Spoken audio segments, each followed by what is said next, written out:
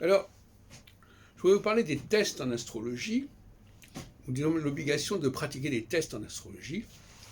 Et Gauquelin avait montré le chemin, puisque il avait publié en 1974 la cosmopsychologie, et moi-même j'ai réédité cet ouvrage en 1992, donc 18 ans plus tard, sous le titre des personnalités planétaires.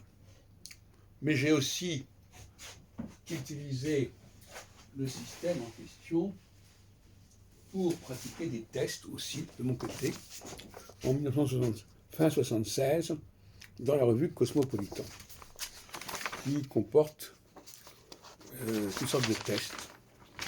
L'idée de test préliminaire et préalable à toute entreprise astrologique me paraît essentielle au niveau de la déontologie de l'astrologie.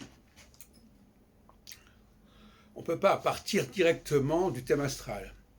On ne peut pas partir directement des astres. Il faut déjà structurer et baliser la personne qu'on a en face de soi, à qui on a affaire, et voir quelles sont ses sensibilités et ses capacités de réception. Et ce n'est que dans un deuxième temps que l'on peut se référer au cosmos. Alors cet état antérieur, cet état préalable, elle n'est pas respectée par les astrologues, même si dans les années 30, 40, il y avait ce qu'on appelait notamment la rectification du thème natal, qui indiquait qu'il fallait quand même prendre quelques informations pour mariage, naissance, etc., pour, pas seulement la naissance, justement, pour cadrer la personne. Et cette méthodologie n'est plus respectée aujourd'hui, à mon avis. Les gens sont tellement convaincus que l'heure est correcte et qu'il n'y a pas de problème. Ce n'est pas seulement une question d'heure correcte, c'est aussi une question de savoir quelle est la personne. Par exemple, il y a un siècle, il y a des gens qui disaient, il y a des astres qui disaient, ah mais tout le monde n'est pas réceptif à Neptune et à Pluton, ou à Saturne, ou à Uranus.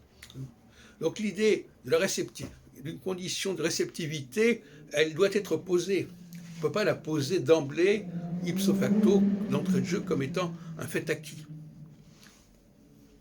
Alors, donc, je voudrais terminer en disant quelques mots, justement, du personnage du Jupitérien, puisque le grand problème de l'astrologie, tel que je le vois, c'est de recruter et de repérer les Jupitériens. Parce que ce sont les éléments centraux d'une société.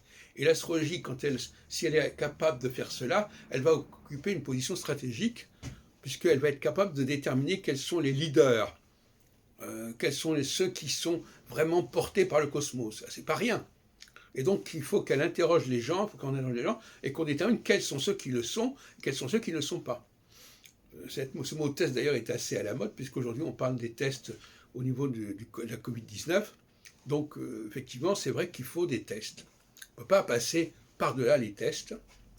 Et un critère que je voudrais vous proposer ce soir, c'est le critère de la prévenance.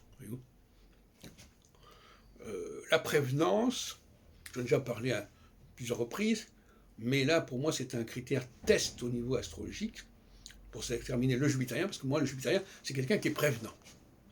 Et prévenant, évidemment, dans ce mot prévenant, il peut avoir plusieurs sens. D'ailleurs, on pourrait faire des contresens. Le mot prévenir, on sait que le mot prévenir a plusieurs sens. Je te préviens, tu vas se passer quelque chose, c'est pas ça du tout. La prévenance, c'est pas simplement le fait de prévenir. Et, ah bah oui, c'est les pièges de la langue française, de la sémantique française. Et donc, la prévenance, c'est d'aller au-devant des attentes, de faire quelque chose sans en avoir été prié.